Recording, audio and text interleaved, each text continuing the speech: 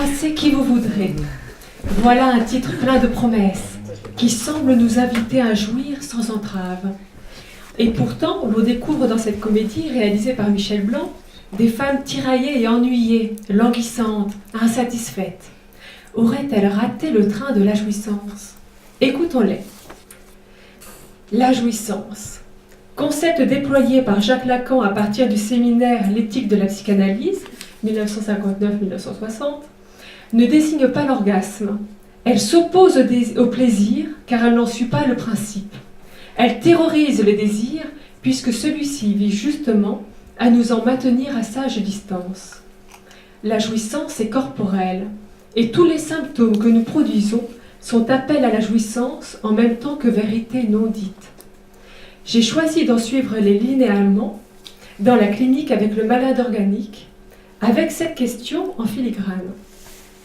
Pourquoi certains êtres développent-ils une maladie organique?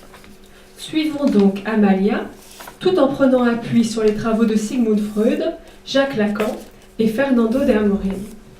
Jacques Lacan nous apprend dans le séminaire L'objet de la psychanalyse, datant de 65-66, que toute jouissance est jouissance du corps. C'est par la douleur que le corps y accède. Rien d'étonnant à ce que la plupart des patients atteints de maladies organiques maltraitent leur corps sans même s'en rendre compte. Ce comportement témoigne également d'un refus du moi de reconnaître la castration. Nous reconnaissons là l'ordre impératif de la résistance du surmoi. Jouis.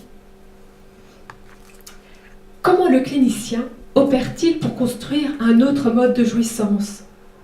Fernando de Amorim décrit dans son ouvrage intitulé Tentative d'une clinique psychanalytique avec les malades et les patients de médecine, datant de 2008, qui est d'ailleurs en vente ici, un modus operandi pour conduire la cure jusqu'à bon port. De manière générale, l'intervention du psychanalyste vise à dégonfler la résistance du surmoi en introduisant un élément de castration symbolique. Pour Fernando de Amorim, la maladie organique est, alors je cite, une preuve de l'existence de l'action de la résistance du surmoi. Il y a quelque chose dans le sens d'une monstruosité qui jouit chez lui, chez le moi, sans qu'il, le moi, soit au courant. Comment construire un autre circuit pour le passage de la libido? Par les associations libres. Voici quelques citations de l'auteur, donc Fernando de Amorim, pour nous éclairer. 7. En mettant de la parole sur l'expérience de la maladie organique, que le malade accédera au corps. Une fois que cet organisme devient corps, lié par le transfert au médecin, au psychanalyste, lié par le transfert au moi, nous pouvons habituer le moi à prendre une autre voie de jouissance, en le faisant venir au moins 3 fois par semaine, par exemple, que celle utilisée par le corps, dans le registre qui nous échappe en tant qu'humain, comme la maladie organique. En effet, là je parle, l'organisme ne jouit pas, car il appartient au registre du réel.